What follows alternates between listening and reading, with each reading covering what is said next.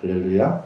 아멘. 오늘 말씀 나누게 될 때에 하나님의 음성이 들리시기를 주님의 이름으로 축원합니다. 아멘. 오늘 이제 문화의 비유, 마태복음 달란트의 비유도 또 있게 됐죠. 비슷한 내용인데 이제 쓰이는 달란트의 가치가 다른 것을 볼 수가 있게 되고, 나중에 달란트의 비유도 하겠지만은 달란트에서는 5달란트, 2달란트, 1달란트 차등되어서 지급하는 것을 보이지만은 오늘 문화의 비유에서는 차등하지 아니하고 각각 한 문화씩을 주었다, 이렇게 성경은 말씀하고 있습니다. 이 문화는요, 금이나 은, 보석 같은 귀금속의 중량을 다는 단위입니다. 그래서 한 문화는 한 달란트의 60분의 2 정도의 가치를 한다, 이렇게 말하게 되죠. 근데 오늘 말씀에 보게 되니까 은화죠, 그죠? 은화 10문화를 가지고 있다가 그 10문화를 한 문화씩 10명의 종들에게 나누어 주었다라고 합니다. 그래서 이 은화 한 문화는 100드라크마, 100드라크마인데 1드라크마는 노동자의 하루 품삯이라고 볼 수 있습니다. 그러니까 100드라크마니까 100일 동안 일해야만이 얻을 수 있는 수입. 일당 10만 원 따지게 되면 100일이면 얼마죠? 1000만 원이네. 그죠? 일당 10만 원이면 1000만 원이네. 어쨌든 달란트보다 훨씬 적죠. 달란트는 큰 단위인데 문화는 그보다 더 약한 단위입니다. 그래서 한 은화 한 문화씩을 10명의 사람들에게 나누어 주었다 말하게 됩니다. 그런데 이 문화의 비유는 돈의 비유라기보다는 하나님께서 이 문화라고 하는 것을 돈의 단위, 가치의 단위를 통해 가지고 각 사람에게 하나님께서 나 똑같이 나누어 주신 삶의 분량이다, 이렇게 볼 수 있게 됩니다.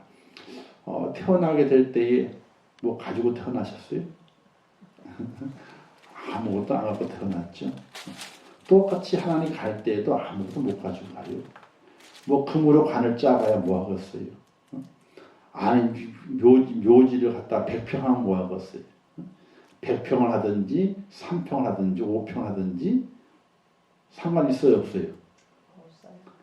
다 상관이 없어요. 근데 왜 크게 하려고 그러게 되느냐? 돌아가신 분을 위한 것이 아니라 누굴 위한 거예요? 산 자식의 어떤 이 체면을 위해서, 살아있는 자식의 체면을 위해서 이게 묘를 크게 쓰는 그런 허례허식의 모습이 있게 되는 것을 볼 수가 있게 돼요. 어쨌든 태어나게 될 때에 아무것도 없이 태어납니다. 다 가지고 온 것이 없거든요. 그래서 하나님께서는 모든 사람에게 똑같이 주셨다는 겁니다. 나올 때에 아무것도 없이 나오게 하셨다는 겁니다. 그 속에 하나님께서 그에게 뭐예요? 똑같은 것을 맡기셨는데 그것을 얼마나 잘 활용을 하고 얼마나 애씀과 노력을 통해서 그것을 남기는 사람이 되었는가 하는 것을 묻게 되는 것인데, 이 남기는 것이 세상적인 것이 아님을 우리가 알아야 돼요. 세상적인 것은 있잖아요. 그렇죠. 엄마의 찬스를 쓸 수도 있고 아빠의 찬스도 쓸 수 있어요. 근데 영적인 것은요, 엄마의 찬스도 없고 아빠의 찬스도 없어요. 그죠? 세상적인 것, 세상적인 가치의 것들은요, 엄마의 찬스, 아빠의 찬스 또는 지인의 찬스를 쓸 수가 있어요. 근데 영적인 것은 아무 찬스도 없어. 똑같이 갓난아이가 아무것도 가지고 나온 것 없는 상태, 그 상태를 똑같이 하나님께서 물려주시고 거기에서 영적인 가치를 찾아가라고 말씀하시고 있는 거예요. 그래서 하나님 앞에서는 차별이 없습니다. 옷을 잘 입은 자나 잘 입지 못한 자나, 좋은 차를 타는 자나 좋지 않은 차, 아니면 차가 없는 자나, 또 건강한 자나 또는 병든 자나, 하나님은 차별이 없으시다는 거예요. 하나님이 똑같이 그에게 맨몸을 허락하셨고 그 맨몸 아무것도 주어지지 않은 그 손을 통해 가지고 영적인 가치를 누가 잘 많이 찾아갈 수 있느냐를 하나님께서는 보신다는 겁니다. 출발선상은 같아요. 근데 뛰어가면서 거리가 벌어지게 됐죠. 낙오하는 자도 있게 되고 낙오하지 않고 끝까지 가는 이도 있고 처음에 열심히 갔지만은 꼬린점에 다다랐을 때에 뒤처지는 자가 있어가지고 1등을 못하는 자가 있어요. 어떤 경우는 맨 꼬레비였었는데 체력 조절을 잘 해가지고 점점 앞으로 가더니 선두를 뛰어넘어가지고 1등으로 꼬리를 하게 되는 그런 사람도 있는 것을 볼 수가 있게 됩니다. 그래서 문화라고 하는 것은 우리에게 무엇을 맡겨준 우리의 삶의 모습이다. 빈 아무것도 없이 허락하신 삶의 모습이라 이렇게 볼 수 있게 됩니다.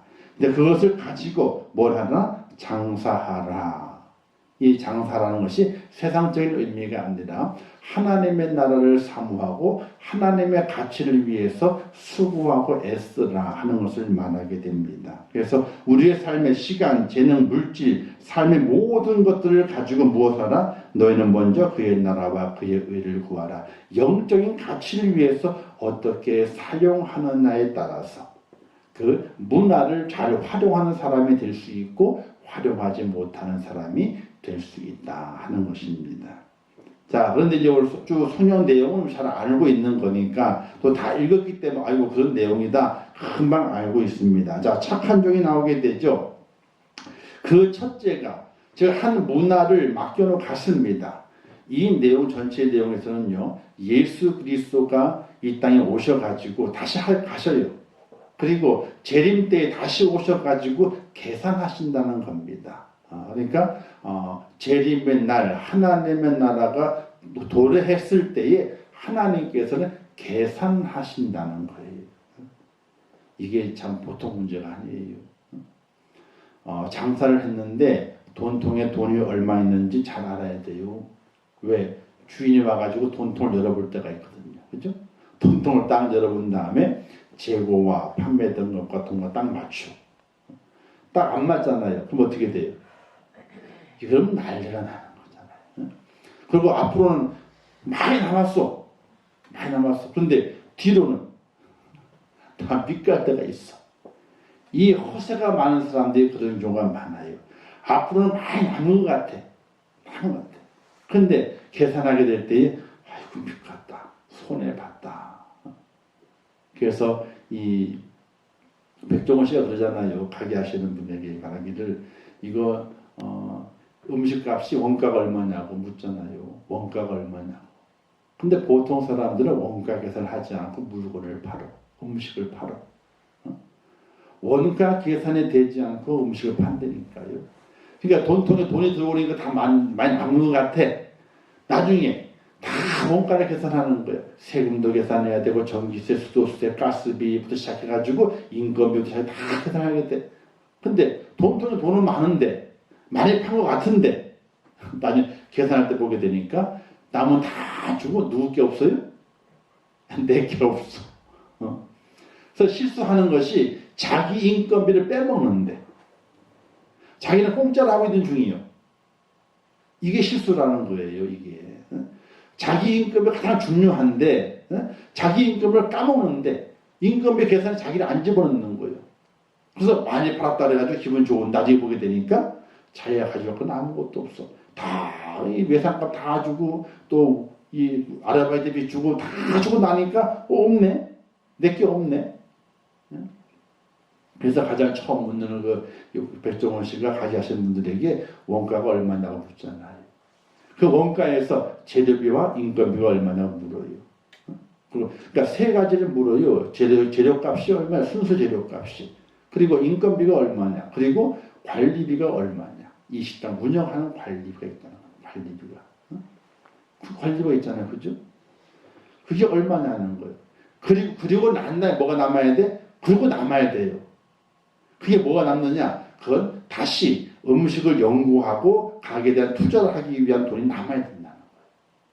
그러니까 자기 인건비 다 빠지고 빠지고 그 다음에 돈이 남아야 되는데 그 남은 동안이 뭐예요? 가게도 확장해야 되죠? 그죠? 재료도 더 좋은 걸로 더 고급스러운 걸로 개발해야 되잖아요. 그죠? 음식도요. 그 개발할 비용이 있어야 되는데 우리나라 사람들 음식 장사를 보게 될 때는 뭘 잊어버려요? 그 식조리비하고 인건비를 계산하는데 근데 뭘 계산하네? 관리비를 계산 안 한대요. 그 자기 인건비는 없대. 그걸 또 음식을 또 개발할 비용이 있어야 되는데 그 개발할 비용도 안 남겨놓는데 이거 어떻게 나중에 조금 장사가 잘 되는 것 같지만은 그러면 다 문 닫아요. 왜? 관리비가 많아져가지고 음식 개발 못하니까 자기 임금을 못 가져가게 되니까 힘이 들어가지고 장사하시는 분들은 자기 인건비 가져갈 때 힘이 안 들어잖아요. 실컷 고생했는데 자기 인건비가 없어. 지금 후에 이제 태양광 공사를 하게 되는데요. 잘하면 내일 맞춰요. 근데 원래는 한 5일 걸린다고 했거든. 가만히 보게 되니까 일을 조금 일찍 시작하고 늦게 끝나. 보통 5시 되면 끝나잖아요. 일은 근데 안 끝나요. 6시 넘어서 끝나요. 왜 그런가 봤더니 조금만 더 마무리 짓고 하게 되면은 내일 일이 줄어드는 거야. 그게 며칠 가게 되면 하루 반나절 일도 줄어들게 되고 또 더하면 하루 일도 줄어들게 돼. 그럼 뭐가 남아요? 그렇지, 인건비가. 재료비보다 뭐가 더 비싸요, 저는요? 인건비가 더 비싸. 그러니까 5일 할 거를 4일로 계산하고 들어왔어요. 원래 5일이었는데 4일로 들어왔는데 4일 할 거를 3일만 끝내고 마지막 4일째는 이제 그 기술자들 한 2명 와가지고 쭉 점검만 하면 되는 거예요. 지금 현 상태가 보게 내리면 다 끝나요. 마지막에 시운전하고 점검할 사람 좀 들어가지고 자 점검하면 되는 거거든요. 그럼 인건비가 남는 거야. 자, 오늘 우리가 살아가게 될 때에 하나님의 은혜 가운데 착한 종이 되어야 되게 되는데 우리 인생의 삶을 하나님께서 계산하신다는 생각을 가지고 어떻게 썼고 어떻게 사용을 뭘 했는데 나중에 얼마가 남았더라. 이렇게 우리 인생의 삶을 계산할 수 있어야 되는 거예요. 그래서 근데 그 계산이 이 땅의 계산이 아니라 영적 가치를 가지고 하나님이 기뻐하시는 하나님의 개념과 하나님의 계산 방법으로 우리의 삶을 계산해서 남겨진 자가 되어야 한다는 것이. 그래서 그 남겨진 자를 하나님께서 착한 종이라고 칭찬하시게 되죠. 첫 번째가 와 첫 번째 한 문화를 받은 사람한테 말하게 되잖아요. 주인이여 당신의 한 문화로 10문화를 남겼나이다. 이렇게. 그리고 둘째 와가지고는 주인이여 당신의 한 문화로 5문화를 남겼나이다. 자, 이 종들에 대해서 이 주인이 보상을 하게 됩니다. 처음에 문화를 나눠주게 될 때는요 보상한다는 얘기가 없어요. 그렇죠? 오늘 하나님 우리가 태어나게 될 때 하나님께서 내가 너 보상할게 말씀하신 적이 없으셔요. 하나님 우리에게 뭘 주셨어? 문화를 주셨어. 그 문화가 뭐예요? 우리에게는 믿음이라고 하는 거예요. 이 종들에게도 한 문화를 주었는데 한 문화를 달라 그런 것이 아니야. 근데 주인이 먼 데로 떠나 왕위를 받아 가지고 오려고 떠나요. 주인이 떠나면서 그 종들에게 자 한 문화 줄게. 그래서 줬어요. 종들에게. 자 종의 개념은요 원래부터 주인 거예요. 종은 종에게 한 문화를 준 것은 너 가지라고 준 것이 아니야. 우리가 종이라고 여기 표현된 개념을 잘 알아야 돼요. 종은 자기가 주인이 아니에요. 자기 몸이. 주인이 자기의 주인이요. 자기가 돈을 많이 가지고 있어. 그럼 뭐가 돼요? 그 돈이 자기 게 아니야. 누구 거예요? 주인 거예요. 이런 탈무드 이런 이야기 있잖아요. 어떤 부자가 있었는데 부자가 이제는 죽을 때가 된 거예요. 근데 아들이 멀리 있어. 아들이 재산을 줘야 되는데 아들이 멀리 있어가 줄 수가 없는 거예요. 뭘 남길 수도 없고.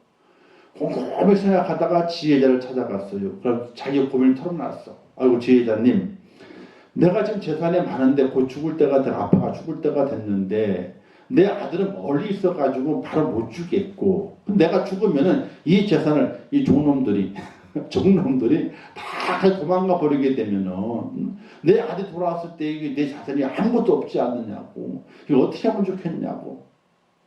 그랬더니 그 지혜자가 이렇게 얘기를 했어요. 당신 재산을 종들에게 다 주라고. 다 주라고. 아이 그럼 어떻게 하냐고, 내 재산 다 주면 어떻게 하냐고, 내 아들 뭘 갖고 뭐 사냐고 번쩍 뛰었지. 그러니까 지혜자가 근데 이 유서를 하나만 쓰라는 거예요. 유언장 하나만 쓰라는 거예요. 어떻게? 아들이 돌아오게 되면은 이 재산을 다 종들에게 물려줘라. 종들에게 물려줘라. 다 나눠줘라. 그 너는 재산을 아무것도 가질 생각하지 말고 단지 이 종들의 주인에서 이 종들을 잘 다스리거라. 이렇게만 유언장을 쓰라는 거예요. 그래서 그 유언장들 이거 딱 공포하는 거예요. 내 아들이 오게 되면은 내 이 재산을 다 종들에게 주기로 다 한 거예요. 주인이 죽었네. 종들이 재산을 가지고 도망갔을까? 안 도망갔을까요?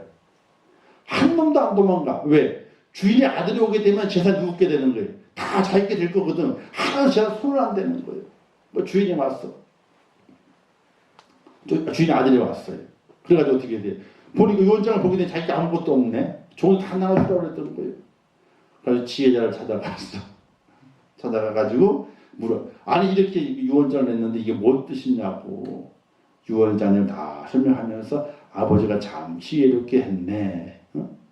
이 종들이 너의 아버지가 다 가져가지만은 너는 이 종들의 주인이기 때문에 그 종이 가지고 있는 모든 재산은 다 너의 것이 되는 것이고, 이 종들의 재산을 다 가지고 도망갈까봐 아버지가 지혜롭게 이렇게 한 것이라네 하는 그런 탈무드 이야기가 있어요. 종은 누구 거냐? 주인 거예요. 종이 가지고 다 주인 거예요. 이게 이제 종과 주인의 개념이 그 당시 그렇게 돼 있었거든요. 이게 나쁜 거죠, 사실은요. 자, 종이 아들을 낳았어. 누구 거예요? 그 아들도 종이요. 누구의 종? 주인의 종. 딸을 낳았어. 딸도 주인의 종이요. 아들이 결혼을 했어. 누구예요? 주인의 종이요. 다. 주인의 종이. 이렇게 돼 있어요.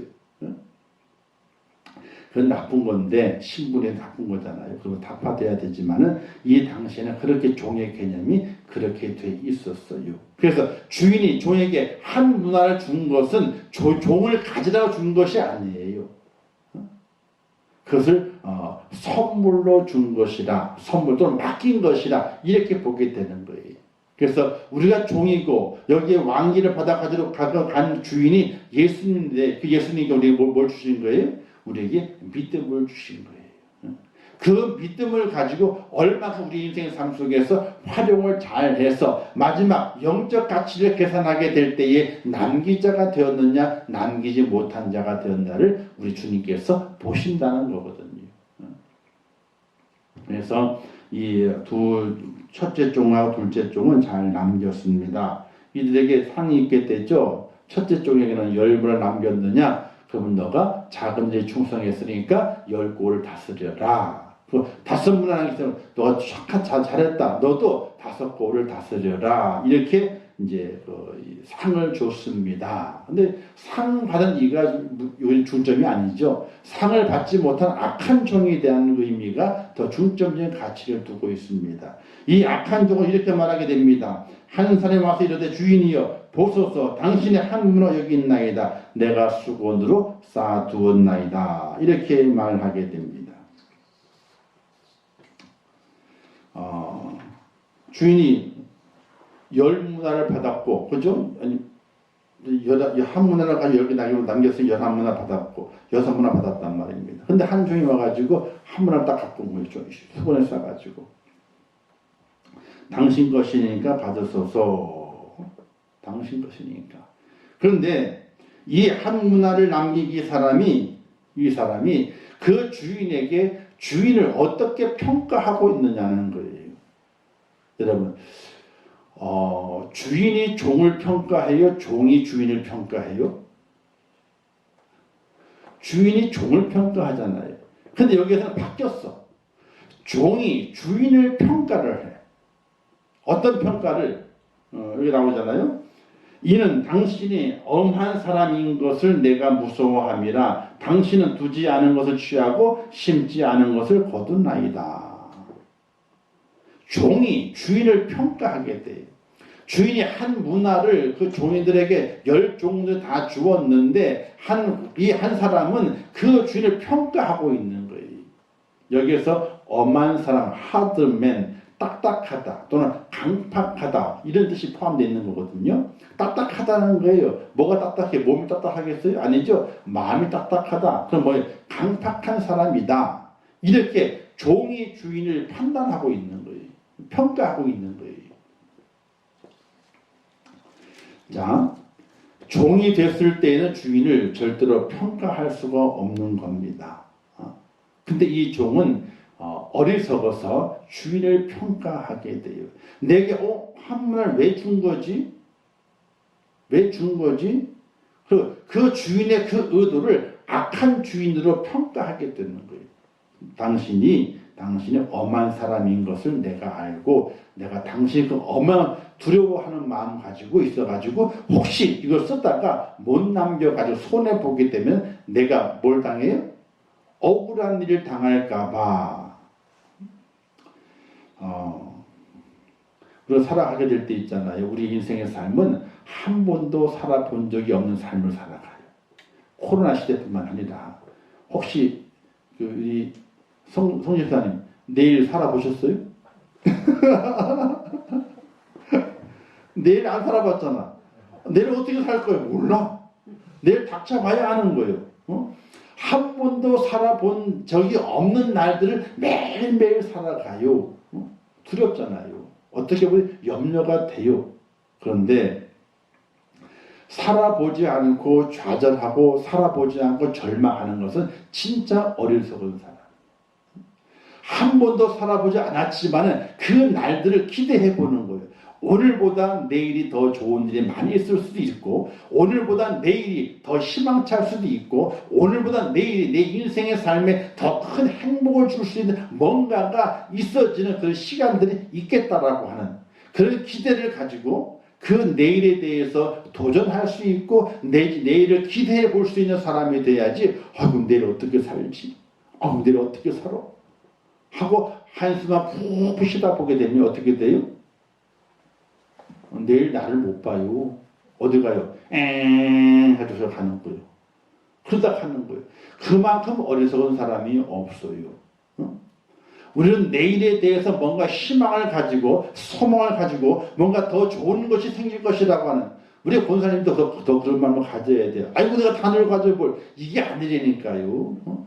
주님만을 가까워 아이고 언제 가요 거기는요. 아직 멀었어요. 깜깜해요. 언제 부를지 모르는 거예요. 제가 먼저 갈 수도 있다니까. 진짜라니까요. 순서가 없어요. 가는 거는요. 주민으로 번호는 있지만요. 주민도 끝자리에 딱 끝난 날짜가 없다니까요. 그게요. 왜? 오는 날은 다 틀리다 이거예요. 서로가 되게 앞설 수도 있고 뒤설 수도 있다는 거예요. 그렇기 때문에 매일매일 하루 시간 속에서 내일 더 건강할 수 있고 내일 더 기쁠 수 있고 내일 더 좋은 일이 많을 수 있고 그러니 내가 절망 가운데 있는 것이 아니라 내일을 소망하며 힘있게 내일을 도전해보자 말이지. 이런 마음을 가지고 살아가는 하나님의 사람에 대해 지혜롭다 그러지. 아이고 내일 어떻게 살아? 내일 어떻게 살아? 한숨 팍 쉬어가면서 그거는 믿는 사람이 아니에요. 아니 안 믿는 사람도 그렇게 살잖아요. 왜 저렇게 산대? 지질이 궁상처럼. 내일이 얼마나 더 좋은 날이 많이 펼쳐질지 어떻게 알아? 더 좋은 날이 많이 생길 수 있는데. 이런 생각과 마음을 가지고 살 수 있는 하나님의 사람이 되어야 되는데 이 사람은 주인을 엄한 사람. 주인이 강박해. 왜 줬어 나한테 이거를 부담스럽게 힘들게. 손해보면 나 뭐라 그럴 것 아니요? 쫓아낼 거 아니요? 아니면 벌 줄 것 아니요? 미리 거기에 잘 안 될 것에 대해서 미리 생각을 하고 어떻게 돼요? 이거를 잘 남겨놔야지 그냥. 손해는 안 봐야지. 그리고 묵혀두는 거.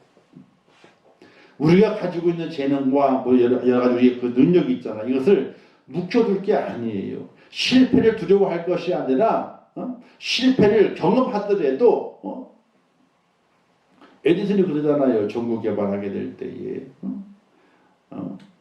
실패를 두려워하지 않는다고.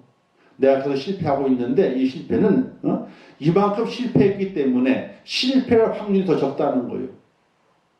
실패를 많이 했잖아요. 많이 했으니까 앞으로는 실패할 확률이 이만큼 적다는 거예요. 실패한 것만큼 적다는 거예요. 그런 긍정의 마인드를 가지고 우리가 살아가는 하나님의 사람이 돼야 되는데, 아이고 나 이게 뭐지, 못 남기면 어떻게 돼? 주인이 악한 사람이야, 강박해, 아이고 큰일 났어. 그냥 그대로 남겨둬야지. 수건에 잘 싸가지고 숨겨, 잊어버리지만 않도록. 근데 주인이 뭐라 그래? 야 임마, 네가 정 그렇게 겁이 나면 그걸 은행에 맡기지. 응? 맡겨가지고 이자라도 갖고 와야 될 거 아니냐. 그러면 원금하고 이자 버티게 되면 남은 것 아니냐 말이지. 그렇게도 했었어야지. 하기 싫으면은, 겁이 나면은. 그런데 이 주인이, 악한 종이 그렇게 한 이유가 어디에 있냐면요, 주인에 대해서 또 하나의 마음이 있었어요. 어떤 마음? 이 주인은 부당한 사람이야. 뭐라고 얘기해야 돼요? 오늘 말씀에 기록되어 있죠. 22절 말씀 함께 읽겠습니다. 22절만 시작. 주인이 이르되 악한 종아, 내가 내 말로 너를 심판하노니 너는 내가 두지 않은 것을 취하고 심지 않은 것을 거두는 엄한 사람인 줄 알았느냐. 보셔요. 21절에 뭐라고 그 악한 종이 말하냐면요, 당신은 두지 않은 것을 취하고 심지 않은 것을 거두나이다, 이렇게 말했어요. 자, 이게 무슨 말이냐면요, 당신은 수고도 안 하고, 즉 손도 안 대고 코 풀려는 사람이라는 거예요. 손도 안 대고 코 풀려는 사람이다. 난 그렇게 알았다. 부당한 사람이다. 근데 그 한문화를 누가 준 거예요? 주인이 줬잖아. 그리고 그 주인과 그 종의 관계가 어떤 관계냐면요, 뗄래야 뗄 수 없는 관계예요. 종은 절대로 주인의 손에서 벗어날 수 없는 사람이에요. 근데 그 종은 주인이 심지도 않은 데서 거두려고 하는 사람이라, 이렇게 말하게 되는 거예요. 실제로 그렇다면요, 이렇게 얘기되는 거예요. 종의 주인이, 야, 너 내가 1년 갔다 올 테니까 너 열심히 일해가지고 말이야, 뭘 내가 얼마 너한테 열문화를 네가 꼭 갖고 와, 열문화 갖고 와. 아니, 한 번 안 주고, 그 종에게 너 열심히 일해가지고, 밖에 일해가지고 열문화 보러 와. 내가 1년 또 갔다 온 다음에 너 그때 갖고 와야 돼. 라고 해야지 부당한 주인이 되는 거예요. 왜? 종에게 아무도 주지 않고 맨몸 나가가지고 열문화 갖고 오라고 그러니까. 근데 주인이 그렇지 않았거든요. 한 문화를 줬어. 한 문화를 주고, 그 문화를 가지고 어떻게 하든, 그 문화를 준 이유는 가지고 놀라준 것이 아니고, 당연히 그것을 가지고 주인이 없는 동안에 수고하고 열심히 일하는 충성스러운 종이 되게 되면 분명히 남길 수 있으니까 그것을 가지고 활용할 것을 말한 거거든요. 근데 이 악한 종은 주인을 심지도 않고 거두는 사람으로 생각했던 거예요. 왜? 아이고, 주인은 강박해. 아이고, 손도 안 대고 코 풀라 그래, 봐봐, 이거. 자기 수고하지도 않고 말이지, 그냥 얻으려 그래. 주인의 주권을 인정하지 않아요. 주인의 주권을 말로는 인정하지만 마음은 인정하지 않아요. 주인이여, 당신의 한 문화가 여기 있나이다.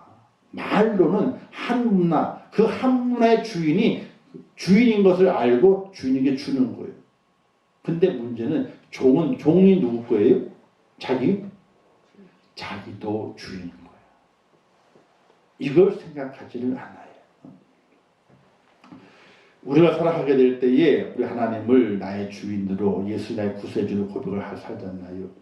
정말 우리는 입술의 고백을 그렇게 하지만은 참 우리의 마음의 고백도 정말 우리 주님을 나의 주인으로, 하나님 나의 왕으로, 나의 구세주로, 나의 영원하신 신으로 그렇게 고백하고 살아가고 있는지 우리가 돌이켜볼 수 있어야 되는 것이, 말로는 인정하지만은 마음으로는 인정하지 않는 거죠. 그러니까 이 한문화 받은 악한 종이 함을 딱 받았어. 왜 줬지? 내 주인이 악한 주인인데 마음이 강박한데, 코도 안 풀고 코 풀라, 손도 안 대고 코를 풀라 그러는구나. 수고도 안 하고 다 걷어먹으려고 그러는구나. 겉으로는 그 문안을 받았지만 속으로는 어떻게 돼? 그 주인에 대해서 주인의 주권을 인정하지 않고 그를 강박한 자로 판단해 버리게 되고, 그리고 아무 일도 하지 않아. 오늘 우리가 믿음을 가지고 살아가잖아요. 주 앞에 섰을 때에 나를 영적인 종으로 주 앞에 섰을 때에 과연 내가 무엇을 하고 있는가를 생각해 볼 수 있어야 돼요. 하나님을 위해서, 복음을 위해서 믿음을 주셨는데 그 믿음을 가지고 영적인 가치가 있는 일에 대해서 얼마나 수고하고 애쓰고 있는가를 생각해 볼 수 있어야 돼요. 입으로는 주님을 주인이라 부르지만은 내 마음은 주인이라고 생각하지 않게 되는 그런 모습은 어리석은 자가 될 수밖에 없다는 사실이에요. 그런 경우 참 많이 있어요. 우리가 깊이 있게 생각을 하고 하나님 앞에 영적인 가치 되는 일들에 대해서 내가 얼만큼 수고하고 충성스럽게 일하고 있는지를 깊이 있게 돌아볼 수 있어야 됩니다. 자, 결과는요. 주인이 이르되 너는 내가 말하노니 무릇 있는 자는 받겠고 없는 자는 있는 것도 빼앗기리라. 분명한 상과 벌이 있다는 겁니다.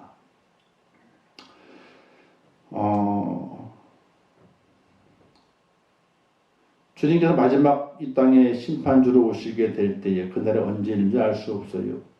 우리가 살아있을 때 올 수도 있고요. 살아있지 않을 때도 않을 때 오실 수 있어요. 그럼 언제인지 알 수는 없어요. 그러나 이 땅에 마지막에 가까이 오는 것은 사실이에요. 왜? 되어지는 모든 현상들이 성경에 기록되어 있는 마지막 때 말세 때 현상들과 비슷하게 온 세계가 그렇게 돌아가고 있는 것을 볼 수가 있게 돼요. 자연적인 현상도 그렇죠. 북극이는 남극하잖아요. 빙하를 보기가 힘들대. 북극과 남극은 춥기 때문에 있잖아요. 얼음이 꽉 차 있어야 되는데요. 얼음이. 근데 그 차 있지 않은 얼음이 다 어디로 갔느냐는 거지. 그 얼음이 뭐가 물이 됐잖아요. 그 물이 다 어디로 갔느냐는 거예요. 그 물이 어디로 가요? 궁창 하늘로 올라가 있어. 그리고 땅 깊은곳으로 내려가 있어. 그리고 바다를 두루 다니면서 어떻게 해수면의 온도를 낮추기도 하고 높이기도 해요. 그 물도 다니면서. 그래서 우리가 비가 오게 되면 엄청 많이 오죠. 비가 오게 되면요. 국지적으로 쫙 오잖아요. 기온이 많이 바뀌었어요. 우리나라요. 사과가 옛날 저 밑에 지방에서는 밑에 지방에 지금 사과를 못 길러요. 전라도에는 지금 귤나무가 올라왔어요. 전라도에는. 지금 귤이 있잖아요. 제주산 귤도 있지만요. 전라도에 생산하는 귤이 있어요. 귤이. 올라온다니까요. 사과는 좀 추워야 돼 날씨가. 그래서 사과 올라와. 근데 올라왔어. 대구 사과요? 많이 없어요. 다 올라오는 거예요. 다 올라와요. 여름 과일들이요. 이제 우리나라도 여름 과일들보다는 동남아 과일들을 많이 재배해요. 저 밑에 지방에서는요. 왜? 작물이 안 돼요. 날씨가 더워가지고. 동남아 걸 해야 되는 거다. 기후가 많이 바뀌어요. 기후가 바뀌게 되는데 그 기후 바뀌는 것에 대해서 사람이 적응을 해야 되는데요. 사람이 적응을 하지 못해요. 그래서 면역이 떨어져요. 적응을 못해가지고 면역이 떨어져. 면역이 떨어지기 때문에 그로 인해서 어떻게 질병이 생겨나게 돼요. 자, 이런 것들이 이 사회에 전염병처럼 퍼져요. 기근이 있게 되죠. 아직까지 세계 속에 이제 20억의 인구가 하루에 한 끼를 걱정해야 되는데 하루에 한 끼를 20억의 사람이 우리는 몸을 생각해가지고 조금씩 먹어야 된다. 2끼만 먹자. 한 끼만 그러잖아요. 근데 지금 70억의 인구 중에서 20억의 인구가 하루에 한 끼 먹는 걸 걱정을 하는데 먹을런지 안 먹을런지 20억의 인구가 곡식이 썩어져 나가요. 부자 나라에서 썩어져 나간다니까요. 근데 그 곡식을 그들에게 못 줘. 줄 수가 없어. 왜? 그렇게 법으로 돼 있어요. 왜? 공짜로 주게 되냐 그러면요. 곡물값이 난리가 나가지고 떨어져가지고 온 그 곡물 시장들이 엉망이 돼버리고 마는 거예요. 그래서 바다에 버릴지언정 못 주는 거야. 이상하죠? 아니 바다에 버릴 거, 아니 다시 뿌려가지고 거름을 쓸 거 주면 되잖아, 그죠? 근데 그게 못 줘요. 줄 수가 없어. 왜? 그렇게 하게 되면 굶는 사람들은 살겠지만은 생산하는 사람은 죽어 또. 생산하는 사람들은. 그러면 생산이 작아져. 작아지면 주지도 못해. 그래서 도움을 주게 될 때 어떻게 각 나라가 돈을 줘가지고 그 곡물을 사가지고 주잖아. 그죠? 돈을 주고 사서 줘야 되는 거예요. 공짜 줄 수가 없는 거예요. 바닷가에 매립해가지고 다 없애버릴지언정 그 공짜는 못 주는 거예요. 돈을 사가지고 줘야 되는 거예요. 마지막 때 분명히 상과 벌이 있다 하는 것을 우리가 잘 기억하고, 내게 허락하신 하나님의 달란 그 문화죠. 주신 믿음을 가지고 영적인 가치를 위해서 얼마나 많이 사용하고 활용했는가를, 얼마나 남겼는가를 우리 스스로 계산해 볼 수 있어야 돼요. 그래서 원가가 얼마나 들었고, 임금비는 얼마나 들었고, 또 시설비는 얼마나, 관리비는 얼마나 많이 들었고, 투자하기 위해서 얼마나 많이 남겨뒀고, 그 다음에 정말 남은 것이 얼마인가. 정말 남은 걸 드려야 되거든요. 남은 걸. 뭐 큰 회사 같은 경우는요, 매출이 예를 들어서 삼성 같은 경우도 매출이 뭐 100매출, 200매출 뭐 이렇게 되잖아요. 근데 그게 중요한 것이 아니에요. 매출이 순수 이익이 있어. 순수 이익이 남는 게 있어야 되거든요.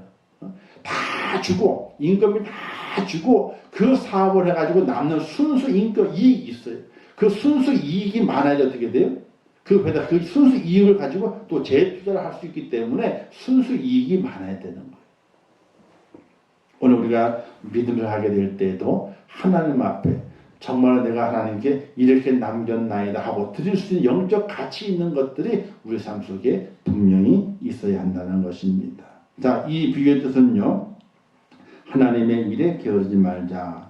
주인이 문화를 맡기듯이 주인이 맡긴 것들이 있지 않느냐. 그 우리가 잘 활용해서 남길 수 있는 자가 되어야 된다. 너희는 그래서 모든 족속을 제자 삼아 아버지와 아들과 성령 이름으로 세례를 주고 내가 내게 분반 모든 것을 가서 지키게 하라 말씀하신 마태복음 28, 27 말씀을 기억하면서 내게 맡겨주신 그 일들을 위해서 하나님의 일에 게을름을 피우지 않는 믿음의 사람이 돼야 한다는 거예요. 왜? 믿음을 주셨거든요. 여러분, 우리가 회사를 운영한다 했을 때 이 회사가 직원에 월급을 주잖아요. 그렇죠? 그래서 그 월급을 주는데 그 직원이 게을러. 자기 일을 다 못 끝내.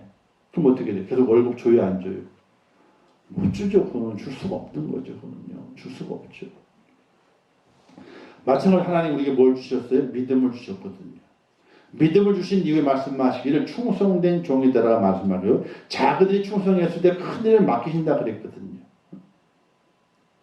우리도 하나님의 일에 대해서 게으름을 피우지 말아야 된다. 그래서 믿는 사람은요, 엄청 부지런해야 돼요. 세상 살아가는 것도 부지런해야 되고, 거기에 거의 덧붙여가지고 하나님의 일도 열심히 해야 되기 때문에 엄청나게 부지런해야 돼. 그래서 옛날 사람들이, 아이고, 교회 다니는 사람들은 얼굴을 볼 수가 없어. 어떻게? 볼 수가 없지. 어? 자기 삶의 일도 열심히 해야 되고, 하나님을 열심히 하다 보게 되니까, 뭐, 동네 사람과 농담할, 사귈 시간이 없는 거예요. 말할 시간이 없는 거예요. 그렇게 우리가 부지런해야 되는 거예요. 게을러 가지고는 안 돼요. 이 땅의 삶도 게으르면 어떻게 돼요? 게으르면 다 빈궁이 도둑처럼 찾아온다 그랬거든요. 영적인 일에도 우리가 열심히 품고 할 수 있는 믿음의 사람이 되어야 한다는 것입니다. 자, 주시는 교훈은 뭐냐면요. 사람이 땅을 팔 때는 두 가지가 있답니다. 땅을 팔 때는요. 땅을 파는 거요. 하나는 살아있는 씨앗을 심는 것이고 또 하나는 죽은 시체를 묻는 것이래요. 땅을 파는 이유가 두 가지가 있대요. 하나는 씨앗을 심는 것이 쉽게 파는 것이고 하나는 죽은 시체를 묻기 위해서 파는 거라는 거예요. 우리는 무엇을 위해서 땅을 파야 되냐는 거죠. 죽은 시체를 묻기 위해 땅을 파요? 아니죠. 씨앗을 심기 위해 땅을 파야 돼요. 그 씨앗을 심어야 돼요. 왜? 그 씨앗에서 뭐가 나는 거지? 바로 남기는 것이 날 수 있기 때문에 그래요. 그리고 열심히 땅을 파는데 왜 땅을 파느냐? 나를 묻기 위해서. 그거는 믿는 사람이 파야 할 땅이 아니에요. 그리고 땅을 파는 것은 씨앗, 어떤 씨앗이 복음의 씨앗을 심기 위해서 땅을 파는 거예요. 복음의 씨앗을 심는 거예요.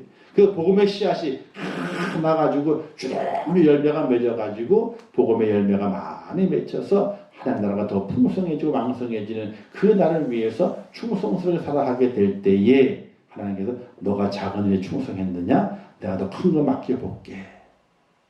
우리 직원, 예를 들어 우리가 일하는 그 회사도 마찬가지잖아요. 처음 들어왔는데 일을 맡겨봤어. 그랬더니 곧잘 잘해? 저 곧잘 하네? 또 맡겨봤어. 잘하네? 야야 너 네가 빨리 진급해라. 빨리 진급해라. 그러잖아요. 근데 경력사원을 뽑았는데 경력사원은요 왜 경력사원만 뽑냐면은 이유가 그래요. 가르치기 싫어가지고 이거 좀 해. 그럼 할 수 있어야 돼. 그게 경력사원이에요. 신입사원은요 붙어 앉아가지고 다 가르쳐야 되는 거야. 하나하나. 얼마나 힘이 들어. 그래서 경력사원을 뽑는 거거든요. 그래서 경력사원을 뽑았어. 3년 경력에 뽑았어요. 그래가지고 이제 일을 시켰어. 근데 못해. 좀 더 쉬운 걸 시켜봤어. 그것도 못하네. 그럼 대뜸 뭐라 나와요? 너 뭘 배웠냐 이때까지. 널 뭘 배웠냐 이때까지. 이게 나오잖아요. 근데 신입사원인데 불구하고 잘해. 딱 다 갖다 줘. 코치도 안 받아도 괜찮은 거예요. 코치 좀 해줬더니 야 그래 알았어. 딱 갖다 주는 거예요. 일 처리가 빨라. 뭘 하나 시켜도 딱 갖다 주는 거지 시간에. 쟤는 이제는 잔심을 시키는 게 아니라 진짜 업무를 시켜야 되겠다. 쟤한테는. 일의 가치가 틀려지게 되는 거거든요. 오늘 우리가 믿음의 길 속에 하나님께서도 하나님의 일꾼을 부르시거든요. 쓰시는 거예요. 쓰시게 될 때 그에게 충성된 종이라는 그 칭찬과 함께 내가 작은데 충성했으니까 내가 너에게 더 많은 것을 맡기리라, 더 큰 것을 맡기리라 할 수 있는 충성 종이 살아가게 될 때에 그가 훗날에 하나님의 크신 은혜와 은총 가운데 상 받는 자가 되고 하나님의 영원한 칭찬 가운데 축복의 자리에 올라가는 믿음의 사람이 될 수 있다는 사실이에요. 어떤 목사님이 그러더라고요. 우리 믿음의 성도들이 왜 열심히 안 내느냐? 아이고 천국은 다 똑같이 가니까 열심히 안 낸대. 천국 다 똑같이 간대요.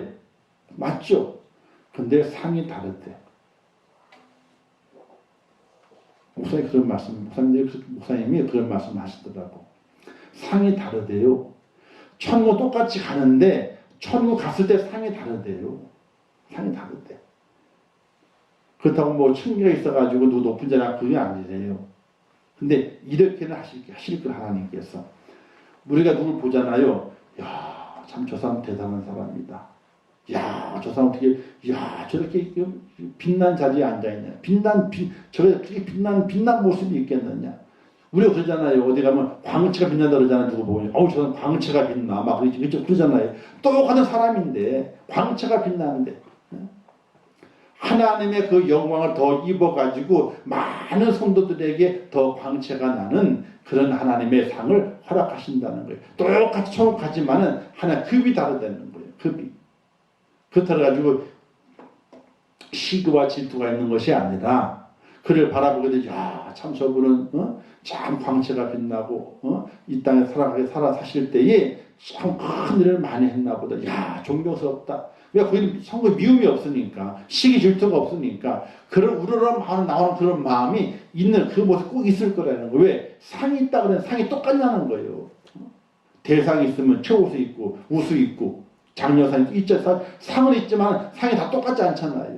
똑같지 않기 때문에 똑같지 않은 상이 분명히 천국에도 존재할 거라는 거예요. 단지 시기와 질투가 없으니까 어떻게 돼? 부러워하는 것이야. 부러워하지만 존경하면서 부러워하는 그런 나라가 하나님 나라가 아니겠느냐. 상은 있지만 상은 똑같은 것이 아닐 거다. 이런 말씀하시는 분이 계시더라고. 저도 그 생각 맞아요. 이 땅에 수고했으면 어떻게 돼요? 수고하는 것을 누려야지 하나님께 나가가지고. 사랑하는 성도 여러분, 주시는 교훈을 기억하면서 내게도 문화를 허락하셨어요. 다 한 번에 다 주셨단 말입니다. 그 주신 분이 바로 우리 하나님이시고 나의 주인 되세요. 그분은 강팍하신 분이 아니에요. 그분은 선하신 분이시고 우리에게 정말로 좋은 일이 많이 생길 원하시는 분이 그분이시고 우리가 정말 좋은 일에 쓰임받는 하나님의 사람이 되도록 원하시는 분이 바로 그분이세요. 그분 앞에 받은 그 문단을 가지고 10문화, 50문화, 100문화 다 남겨서 정말 더 큰 일 쓰임 받고 또 하나님께 큰 영광을 돌리면서 영광의 자리에 딱 올라가서 광채가 나는 그런 축복된 믿음의 성도의 모습으로 승리할 수 있기를 주님의 이름으로 축원합니다. 기도하겠습니다. 좋으신 아버지 하나님 은혜를 감사합니다. 주신 말씀 잘 깨닫게 하옵소서. 마음에 새기고 내게 주신 그 문화를 가지고 많이 남기는 착하고 충성된 종이 될 수 있도록 은혜 베풀어 주시옵소서. 예수님의 이름으로 기도하옵나이다. 아멘. 하늘에 계신 우리 아버지여, 이름이 거룩히 여김을 받으시오며 나라의 마옵시오며 뜻이 하늘에서 이룬 것 같이 땅에서도 이루어지이다. 오늘날 우리에게 일용할 양식을 주옵시고 우리가 우리에게 죄 지은 자를 사하여 준 것 같이 우리 죄를 사하여 주옵시고 우리를 시험에 들게 하지 마옵시고 다만 악에서 구하옵소서. 대개 나라와 권세와 영광이 아버지께 영원히 싸움나이다. 아멘. 아버지는 성화천을 감사하며 붙잡아 주시는 것 하시고 죄에서 충만하게 하옵소서. 죄는 충만하게